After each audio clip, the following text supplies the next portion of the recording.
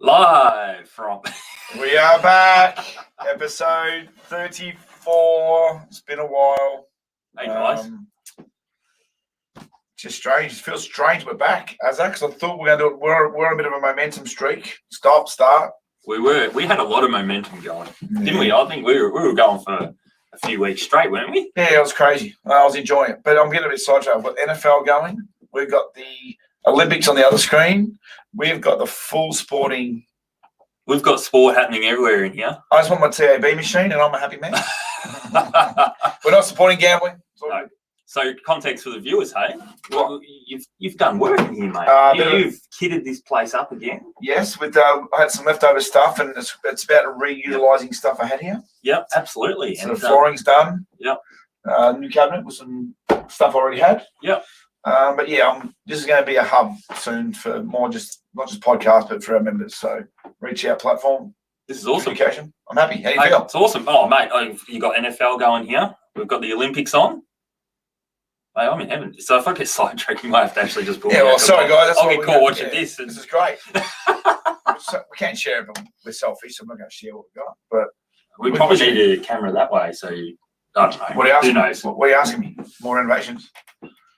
So say what you want, and Daz will build it. I'm not going to tell you because Kaz might just spend more. Well, coming out the other day, I sent her a photo for Wednesday. She goes, "I'll leave you for 5 minutes, and you're renovating something else." Mate, it's called therapy during COVID. I can imagine. Therapy. That's all it was. Therapy. Yep. So yeah. Now, is it just me? I don't want to harp on about it, but I felt like lockdown 5. From my personal perspective, this was the hardest for me. Of course it would be. So you get harder every time. Now I won't. I still have full-time work, but I just felt like mentally and even for my young one who's 9, this was the toughest one. In terms of just feeling completely isolated and not having that social outlet. I think we all really felt the strain from this time around. Maybe it was a bit different for us, but maybe because we didn't expect to be in lockdown 5.0 or whatever it is. Well, it's just one of those things I felt this time around was, the concept really is difficult. And it makes total sense, mate, because you remember every time we do this, if it's something new, you sort of think, okay, we'll adapt and just, make the most of it. Yeah.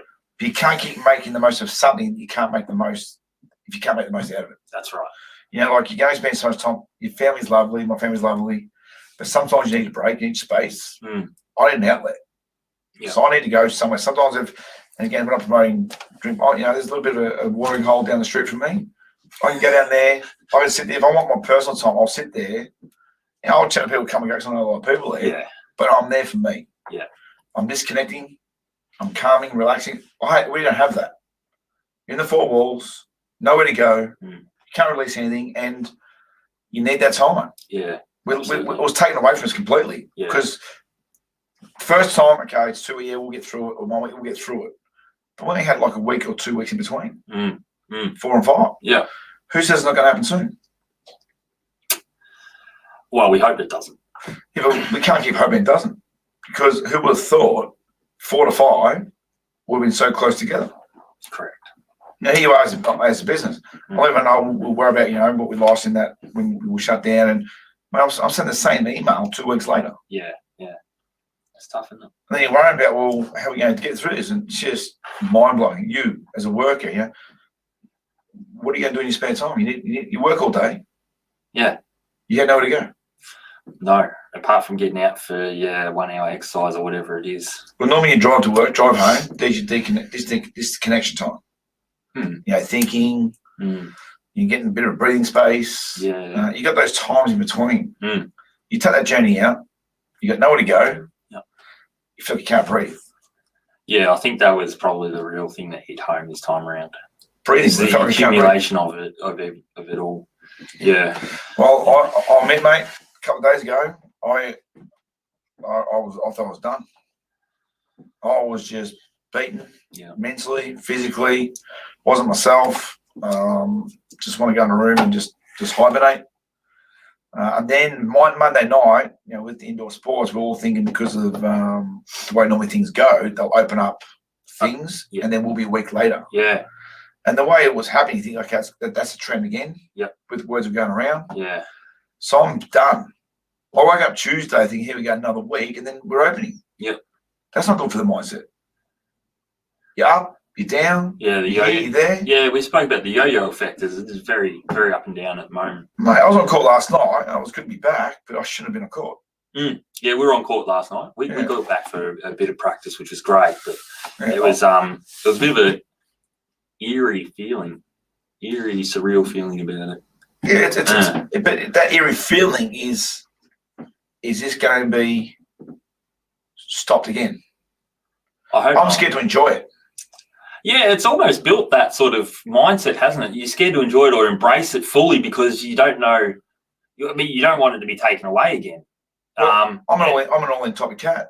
Well, a lot of coaches are, aren't we? We're incredibly invested, and so are the players as well. And I have to sort of pull myself up a bit at times because I can only imagine what our young athletes go through week to week, even day to day, around how they try and get themselves in the mindset to enjoy it, to compete again. It's such a process. It's such a mental process, an emotionally draining process that, again, it's not everyone handles everything the same ways, but they all have their own little battles which are different and unique for everyone. But even the word athlete, it's not an athlete anymore. It's just a person. It's a human being. Because don't worry about being an athlete. I've got to make sure I'm okay personally. Yeah. I get you. And I get worried there that it's all good that we're back. So that's great. Yeah. I'm concerned that we're rushing back 2 days after opening into a game situation. Well, I think because the clock's ticking. The clock is ticking. I get that. I just hope coaches understand that. Yeah, and speaking with a few coaches, I think the majority now sort of understand that because what was usually meant to be a marathon's turned into a very quick sprint all of a sudden. Yeah, but what my concern is that I get that, but come Friday, the mindset changes. We have to win now because there's only 3 games left or 4 games left. Well, you're going to go one or two ways. You're going to go, yep, it's a sprint. We're going to give everything a go. That's win, and I get that. I've spoken with a couple other coaches, and just being back and just trying to enjoy it. But I'm just going to rotate. I'm going to play the kids. If I start to worry about result and expectations on kids that are 2 days, 3 days out, have been shut down for virtually 5 weeks because in between is not enough. Yeah, it's been 5 weeks. Yeah. I'm just worried that, if it's a win at all cost attitude, that are we looking after our children? In hindsight, should we have played through the school holidays? Again, that's the debate. We say that, but then if we didn't get shut down, people would have gone away. That's the whole thing. People did go away though. Yeah. So in that school holiday period, people have gone away and made the most of that, which is great. Which is what they need to do because mentally we need that. Sport can't be out now. Was that to a detriment though? Well, livelihood first. Sport second, mate. Yeah, so I mean, as a community, was that to a detriment? What do you mean? Taking that break, heading away. No, because normally it's a break you should have had. If we take away breaks now, we're going to take the next one away. Then we're going to say, just in case we're not going to have this, just in case that, you're not going to get weekends away because we might lose that. So we'll start playing this. We'll start adding more. Mate, you got to stick to what we normally have. You have your holidays. You have your weekends. You have your. If we change that because of the what ifs, we're going to lose our livelihoods. I get you. No, absolutely. No, I'm just trying to be both sides. No. And I'm probably more strong because I have 4 children. So I had 4 kids that were playing sport. Yeah. Luckily, they're not that age now. Yeah. I wouldn't want to be a parent who've got 4 kids. Oh, going through this. It's so difficult, wouldn't it? Because it's not so simple. Well, it's not at any age level, no matter if they're young or older. So I just hope Friday night, good luck, everyone's back. Take it easy, manage yourselves, and just remember, we just got to progress through. Yep. I know we want to win, and the season's been shortened because you haven't played X amount of games, and certain teams are going to struggle to make finals. So they've got it's the last opportunity, but I'll still treat livelihood first, and that last opportunity second. Yep. I don't know if that makes sense. Oh, that makes sense. That's fair. I'm playing my girls on Friday. They're all playing. They're all rotating. Yeah. And if we win, I'm going to be very happy. If we lose, I'm just wrapped it back together on the court, and we'll refocus for the week after. Absolutely. And I'm okay with that. Yeah. I hope a lot of people are more like that. I hope so too. So I'm saying. Yeah. So moving forward. What are your thoughts on how we start to adapt our lives to what's going on? In what way? When you say lives? So we are normal, everyday, average people. We're used to. Are we normal? Well, we're unique. We're unique. And all I'm getting is we all do our things now. We do our work, but right now it's so out of whack. Momentum's hard to get. Finding a routine or a schedule that works. We're always adapting every day and worried when we wake up, what's tomorrow going to bring? How do we adapt to all this? Because this is not going to be normal for quite some time. Don't adapt. Don't try and. I think at the start of this, I was big on try and make a schedule and stick to it. Nah. Just wake up. Just wake up. Do your thing. And do it in chaos. Just chaos. What? Present yourself. Just chaos. Chaos. Why not just embrace chaos and live your life in a bit of a chaos sort of careless sort of way? I don't know. I'm probably known for that, but I'm starting to worry now that I'm starting to realise that as I get older, I'm 48 now. Jesus. A few years on you. Jeez. Is the future's not good for if you're a business owner, investor, trying to set yourself up for when you retire. That's different now. That's all shit. That's all going to shift. The landscape's different. Yeah, so it's a matter of just trying to. I think you're going to have to try and think differently on all those fronts now, because that sort of life's changed. Am I coming through clearly? Sorry. Yeah, that's all right. Yep. That's all going to change and shift it. Or you got to start to shift away from what was normal before. But that impacts our livelihoods, because if we live day by day now, we don't know what the future's going to hold. On how we used to try and set yourself up. Whether you do this, do that, super, retirement, your kids are investments, all those things, mate. The world's changed. Yeah, exactly. So that's what I'm saying. So embrace a bit chaos. I've been doing that since day one. I think I'm tired from it. Maybe for someone like me who likes to be organised, but now I've sort of just shifted away from it. Okay, this is an interesting one then. So maybe it's depending on you. Sorry, depending on your personality type as well. So, well, I reckon I'm chaosed out, and you're you're embracing chaos. Yeah, I'm embracing it. I'm just going with who gives a. Who gives a, and just yeah, I'm trying not to be too planned with anything at the moment. It's going to be interesting to see how people do change that way. Yeah. The ones who are the planners and future and driven all that stuff. I was a day by day type of guy. Yeah. But I reckon I'm so lost now. That's why I'm worried about. I always look long term. So when people say, "Oh, your business opened," mate, I'm not happy about it. Yeah. Because I see what's going to happen in 2 months' time. Mm-hmm. I see what's going to happen in 6 months' time. Yeah. So I mean, you from your perspective and the way you live and operate, you have to really try and I've thought that way. But now you are. Yeah. So whereas me, and our personality types are quite different, is I'd like to plan, I look ahead, I have these steps in place, I have these, I progress. Yep. I'm really flipped that on the head. That's going to be interesting. And those that probably know me have looked at me maybe in recently and gone, what's happening here? Yes. He's changed a bit, and probably have changed a bit, whether it's for the better or for the worse, I don't know. And to be honest, I really don't care too much right now. But yeah, I've embraced chaos and a bit of a carefree sort of attitude to it, and try not to look too far ahead, because I find that in looking far ahead and trying to plan, it just become exhausting for me. Yeah, sure. Exhausting. And that's why I'm tired and struggling, because I don't normally think this way, but I'm thinking so in depth. Yeah. I'm concerned about 1 year, 2 year, 3 year. Yeah. So you're going to become me, and I'm going to become you. I've been trying to avoid that since I met you. Soon I'll be running around in here renovating stuff, and not that I'm very good on the tools, Daz. You know that. I'm not great. I'm a typical. No, you only become good on the tools when you start to practice with the tools, mate. It's like your first kiss, mate. You weren't the best kisser. Mate, I was always great. Mate, that's not what I heard. I can't go there. But, is that what you... I've heard some rumours that there's a lot of training in process. You're probably right. There's a lot of work in progress on that one, mate. And luckily I didn't find out personally, so that's only hearsay. So one is the generation that's coming through now, if they feel what we feel as adults, because we see that. Because they see that, you mean? Well, no. What I mean is, we see the the business, the future, and how you try and set yourself up for 10 years, 20 years time. Mm-hmm. I wonder if the generation, because they're not used to that, that doesn't impact them still. They're still just living the day by day and not really understanding the ramifications of what everything's happening in the economic world. Does that make sense? Yeah, I see what you're saying. And whether they start change their ways, because I think sometimes they're less accountable. They're a little bit more freedom.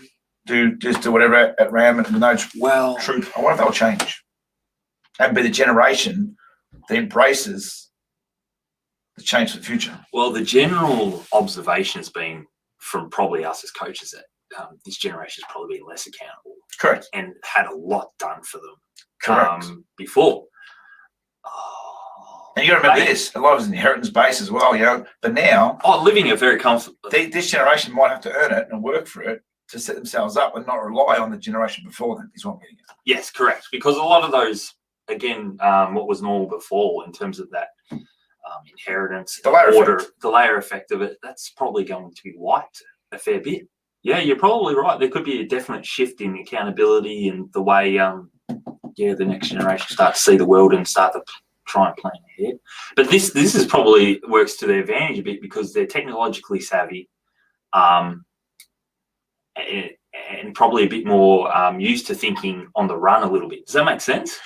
Okay, maybe. You're right. I could be wrong. I agree with technically savvy, right? But what if the technical side, they might realise that is half the problem with us trying to move forward in the future? Well, this could be the thing where it's changed for the better.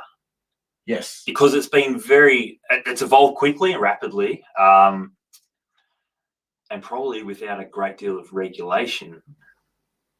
Does that make sense? So we look at it and I don't want to get political, but you look at some stuff on social media and go, that's not real. But some people get sucked into how that thing that isn't real to them is. So whether we start to come out the other side of that now, does that make sense? Am I making sense there? Yeah, so just because you do a post doesn't mean you're making money. Like some of these guys who make it as if I've done X, Y, Z, I can make your life, blah, blah. Yeah. Just because I see it on the thing, it doesn't mean it's true. You can make it sound so real, they'll get the buy-in, inspired, and then realise the reality is it's a dead end. It looks good on social media, but behind that, it's not real. You can put lipstick on a pig, but at the end of the day, it's still a pig, right? You get my point, right? How's that for you? I like that one, and that's the spot on concept. Yep. It's the same. So going back to sport, could this be the game changer? Can we utilise these changes in life and say to our kids in sport, now you need to understand why everything matters, everything counts, and don't just worry about the now, you got to worry about the future, worry about what you're doing with your development and forming your pathways. I agree. And you know why? And it's great this has come up, it's on the screen right now, is this Olympic Games has happened in 2021. Could this be the turning point of world sport now? In what way? In terms of the preparation and the understanding and the accountabilities, and because we went through this stage over the last decade, I think, where in world sport and in junior sport, local sport, it's become very precious, cotton-wooled, hands-on, handheld guide through. Whether we start to go the other way out of it now, and there's a lot more soul and individual accountability. Oh, I hope so. As opposed, that probably went back to the previous generations that we saw. You know what I mean? Because a lot of these athletes now we watch on the screen, like how isolated would they have been over the last 12 months? Expecting to participate in an Olympic Games that they were building up for 4 years. Hang on, he's walked off on me.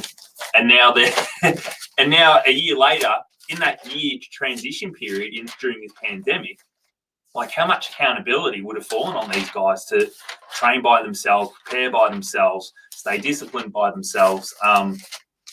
Like that would have gone next level. And those that could adapt through that and change that, shift that mindset are probably the ones that are reaping the rewards or benefits out of it at the moment. Would that sound fair? Yeah, I think it's very fair. The only thing, reading an article today, and there'll be more coming out of this, is the superstar in gymnastics. Simone Biles. Right? Yeah. She's part of that. Have you watched the documentary about the doctor who... did some very wrong things to some young gymnasts. And so she was part of that. She was in the documentary, but she was person A in the documentary. So she was titled as number A, but she was part of the story, just was never named in the story. And I watched that documentary. I can't bring myself to watch that. I did, because with where I am, what I do, they're good ones to watch, just to get it understand. I don't mean good as in I'm excited to watch it. you got to really get an understanding of who you're dealing with and when you're working with a lot of kids. Mm-hmm. We work with 300 kids a week. So you'll be very, very careful on how people trust people. And if I'm ever going to be part of an organisation that sees kids, you got to look for the signs. How kids are acting, behaving, the closeness. And I'm very close to my kids. People could judge me differently. Right. Unless you knew me. Yeah. So I'll always look at these articles and these documentaries to get a very understanding that there's predators are everywhere. I deal with a lot of kids. It's my business. I'll make sure when people walk in, you probably, I want to pick up on, and I could be wrong on signs. That doesn't look right. That's unusual. Yeah. That person was okay last week. They're not okay this week. I only look into the depths, not because I think it was something happened that way, but I really understand the athletes and the people when they walk in. Right. Okay. So I really take an entranced interest on the outcomes, how it got there, and how parents miss the moment and not realise what's happening to the kid, and they keep sending the kid back to the same person. Scary. So I like to be on top of all that, if that makes sense, in a certain way. Yeah. Long story short, going back to what you said, she's now withdrawn from the Olympic Games. Liz Cambage, I'm not going to get the political sides. Has withdrawn. Well, there's many different things that have come out around that. And I don't know what's true and what's not. Yep. But it's going to be one of many. So this isolation Olympics, I think, has been great for, if you want to talk the word mental toughness, we're about to sacrifice. But it's different mental toughness. Let's get that. But it may come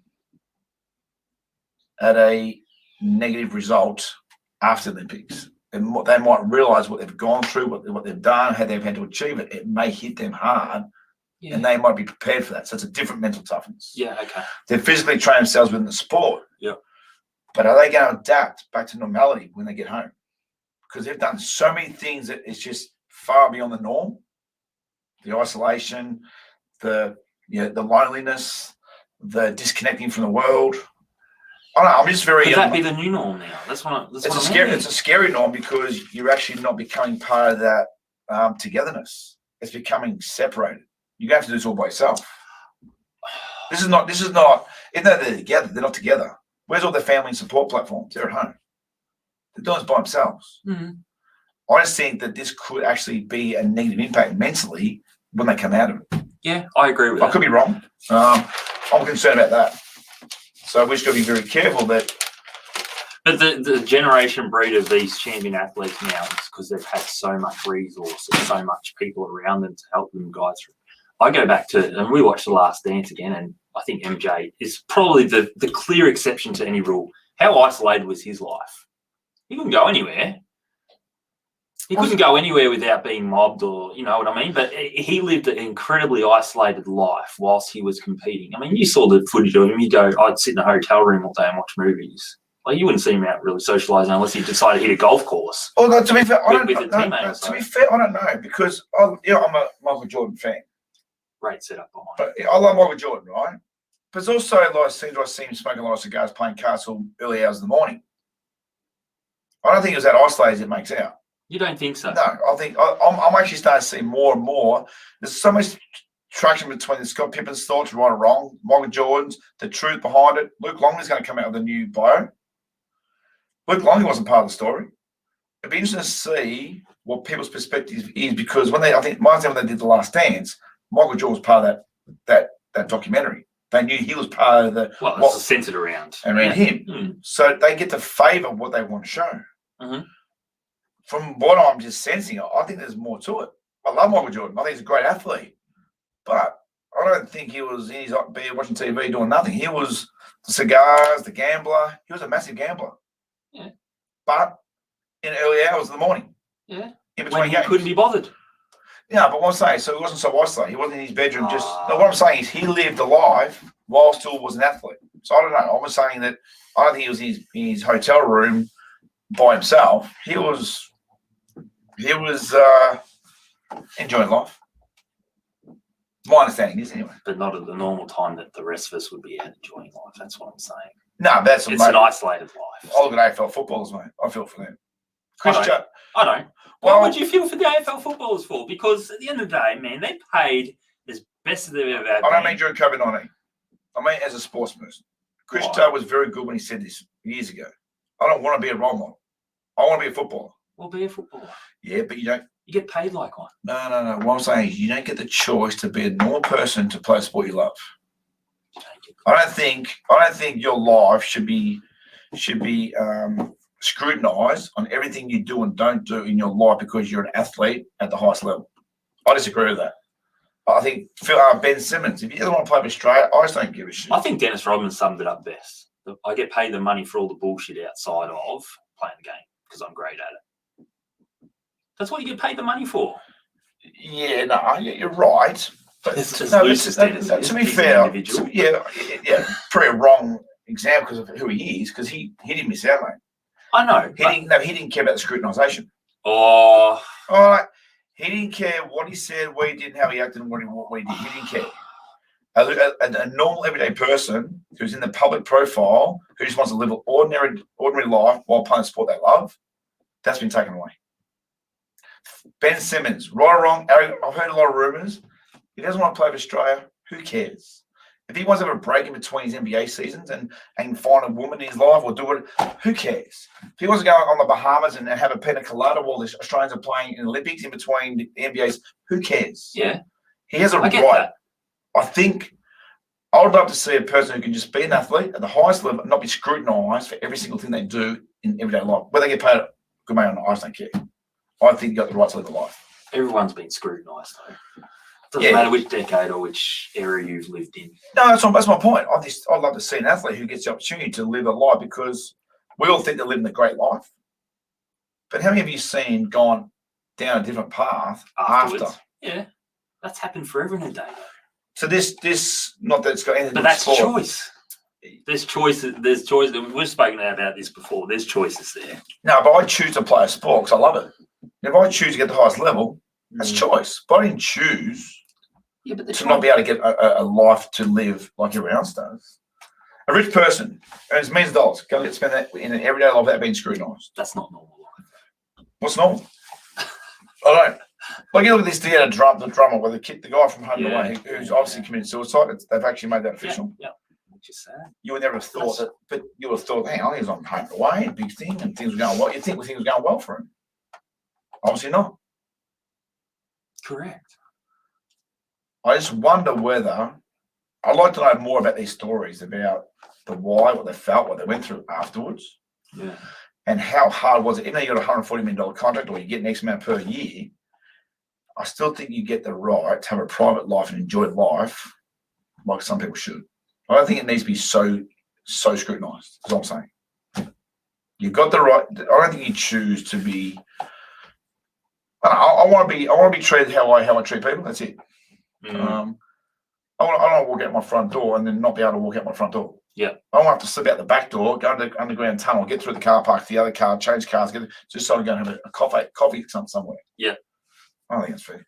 And I think some people need to be unselfish. If I see a high profile person at a restaurant, let them have their dinner.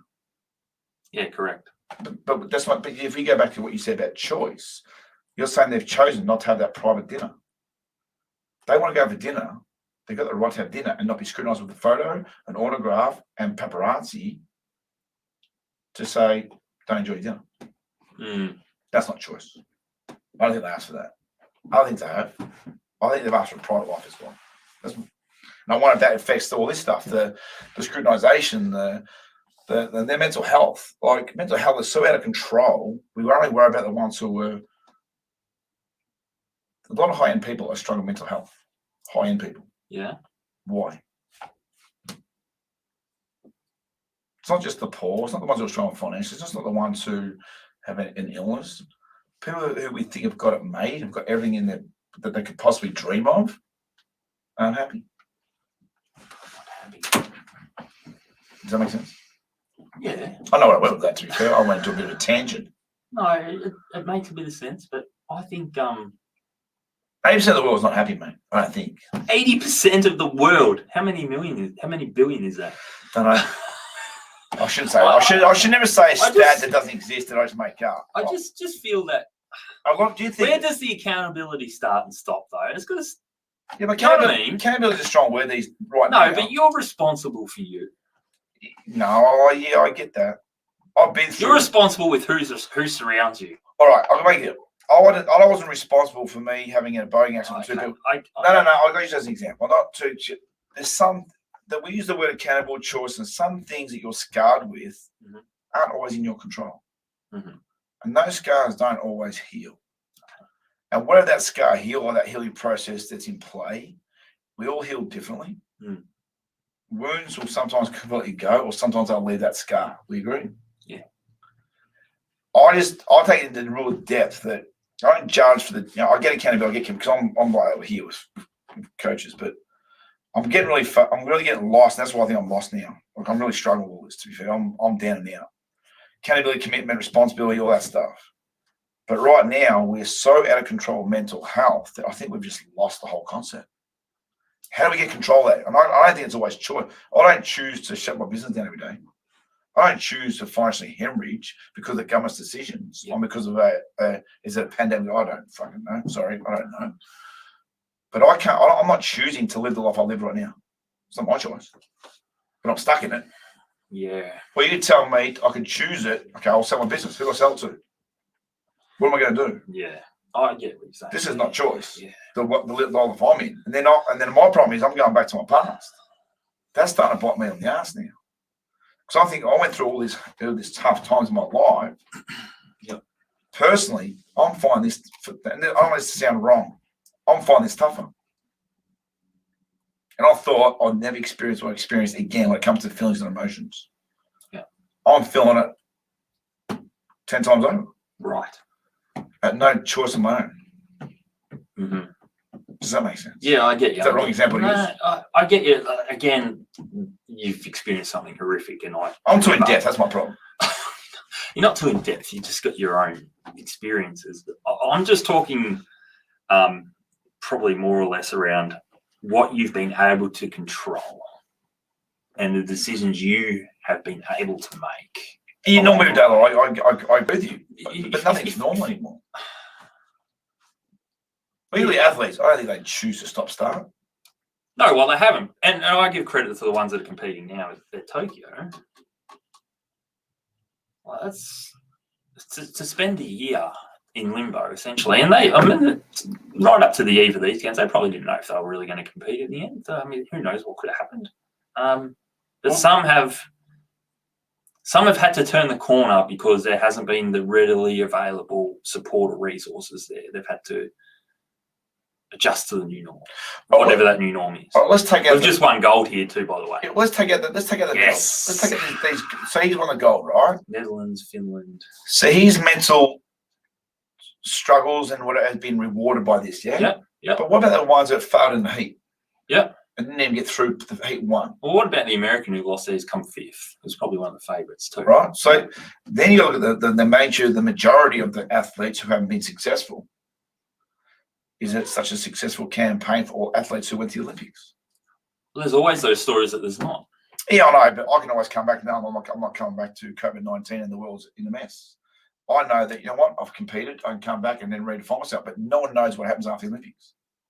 Are they going to the World Championships? Are they going to have the next meet? Are they going to have... Yeah. You can't get back in to put your mind back into what you do. So if you're a boxer, you lose a fight.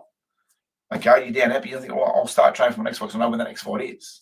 None of these guys know if their sports are going to compete when they get back. Yeah. So you can't have that. Well, I've had a struggled campaign. How do I refocus on a new campaign? They're things I don't think that have been thought about. No, definitely not. Probably. If that makes sense. Yeah. Goal's great. But some would have. Yes, of course. And that's what I'm saying. So it's the dawn of a new era, I think, sport-wise. And that'll start to filter down to where we are at the grassroots. Well, I hope this whole sport thing at the end of the day is clubs, coaches, players, the whole lot, parents, see things differently in a way where let's understand what we're here first. Understand what we want to achieve together and as an individual. Let's not get a conflict of that in between. Yeah.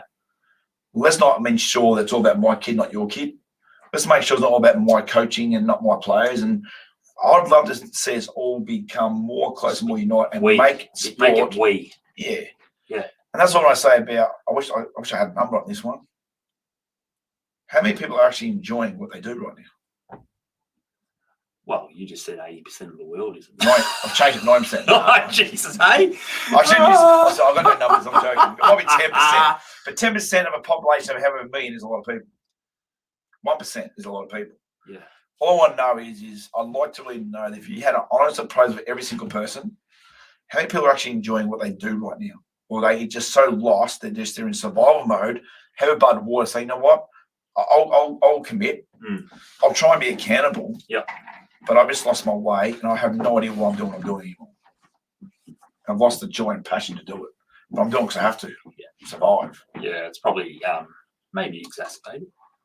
It's one of those things that's hard to judge, isn't it? If we went back historically, has that needle not moved? I wonder if it's always been the same. There's just different elements with varying degrees of it. I'd love to imagine that. I'd love to spend. If we could go back to, can we go back to? You'd be great in the 70s. Okay, let's do this. What out of eras, decades, years, whatever? What would you like to go back to? I grew up as a 90s kid. I don't mean go back to that you've lived. Oh, you can be any time in past. Where would you like to rock up for a day? The 90s, because it was great. What was it great? It was just, you could do what you wanted. Like for me, I could go out ride my bike. Like there wasn't the risks. The world didn't feel as big then. Didn't feel as on top of you then. There was more space. So I loved the 90s, but I wouldn't want to go back to the war eras and the depression eras. My gosh, some of the stuff that those people lived through, we got no idea. We got no idea what people live through. No, you're right. It's a different sense, different what's the word I'm looking for? That's what I like it when I hear teams that say we're in the trenches together. I hate the expression, oh, it's life or death. Like well, it's been used in basketball terms. Nah, you can't do that. I'm surprised where it's come from, but I'm seeing it written in quotations. Yeah, we're in the trenches. It's life or death. No, you're not in the trenches. It's just sport, mate. This ain't life and death. No, that's right. Yeah, no, it's interesting. I want to go back. Where would you go? Roman days. Gladiator days. You'd be Caesar. You'd be giving these ones whether it's thumbs up or thumbs down. Massage, grapes. Oh, family down. Family down. You would lap that up. My little bath me. Get my little warm water. I wouldn't want to face you in the Colosseum as a gladiator. Have my turkey breasts. You'd win any way possible, wouldn't you? You'd sink to any level. Jack on Phoenix against Russell Crowe. Russell Crowe. I'm Jack on. Oh, you stab him in the back before. Yeah, I poisoned him, and so I won. That says a lot about you right now. Mate, there's no rules in fights. Me and my son Josh, we play fight, right? He gets serious because there's rules. There's no rules, mate. If I'm going to get you out, you've been watching too much of this UFC. It gets me in a headlock. This is why boxing's a great sport. Yeah, I'm old and sore, right? It gets me in a headlock. He's like, I got you. So I do some weird things to him. He goes, I can imagine. Yes, you can't do that. I said, what do you mean you can't do that? You've got me in a headlock. I need to get you out. I need to get out of the headlock. So I'll do what I can. There's no rules, mate. No rules. I like the open slather concept. One in all, we're in. It is what it is. And in theory, I'm joking about it, so, but a lot of people who are fighting for their freedom now, go back to those days, mate. Get your freedom. You don't need ID. You can do whatever you want. Yeah. But you may not get past your 20s. Or your 30s. That's right. Because there's no law. There's no real rules. Correct. So if you want your freedom, go back to the Roman days and see how you survive then. No. It's all jokes aside, I just get, where we're at, what we're doing. I think society's lost its way. We're not accountable, mate. We're teaching that in society every day. We teach you're not be accountable for your actions. You can stand up to law and order. Authority does not exist. We're teaching that. When you say you go back to the Roman days, that's dictatorship, like sort of days. There's dictators in the world right now, which we look down. And I use that as a bit of a fun thing, right? But just to show the scenarios, how do we teach our players to be accountable when everyday life doesn't teach it? Schools don't teach it. Do the schools teach it? No. I feel for a teacher. I feel for a police officer. Oh, the police officers, my God. No, but even teachers. So hard. You got to be very careful what you do and don't say when a kid tells you what they think of you. How you deal with that? It's not like the old days. The old days, you would never say boo to your teacher. Get down to, I was on a conduct card every week. Mum and dad sign, scared mum and dad signing it, I'd do that, and then it kept me in line. Now I wouldn't need that. I don't need to be kept in line because I do what I want. Political correctness. Wow. So how do we teach accountability in sport if we don't see it every day in life? It's a great question. I don't know. Are you asking me to answer it? Just put them out there. Sorry, it's a rhetorical question. No, that's why I like the Gladiator days, because they people just go, "You're out here, feed you to the lions, mate." I'm joking. I'm having a funny. I'm just joking. I got a feeling you're half serious. That's why I'm a bit scared. Put him in the pit. Pit. Oh, gee whiz. If you want to sort it out, go sort it out. 2-minute answer. A gladiator coliseum instead of a basketball court. That's why I reckon I have a fascination with the UFC. 2 guys in the octagon, mate. There's not many rules in that. You can kick him in the nuts. I'm sorry. Sorry, kick me. I'm sorry. You know they do is a 12 o'clock elbow to the head. It's apparently it's one of the only things. What I get, which makes sense. But anyway, we digress.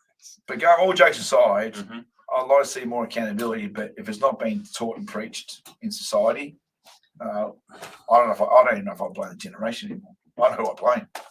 Because that's us that have handed the generation over, isn't it? Well, if I get away with something, what would I be enticed to do again? I'm going back for more, aren't I? If I can do it once, I can do it again. It's easy. There's no consequence. It's like a lot of kids now working the JobKeeper Job Seeker concept. That was easy for them. Now, from a lot of people I know in business, they find it hard to get the motivation back from those young kids to work. Wow. Because it was handed to them. Jeez. You know how many young kids made money during COVID by what they got per week to sit at home doing nothing? No jokes. No, they're getting $750 a week. For 4 hours work, they were doing it out of business. Wow. So they got to see things, so they can go through the heartache of a business owner or the family trying to bring money in to put food on the table. Yeah. So we're saying we've kicked the can down the road now, which was what we said would probably happen. Interesting.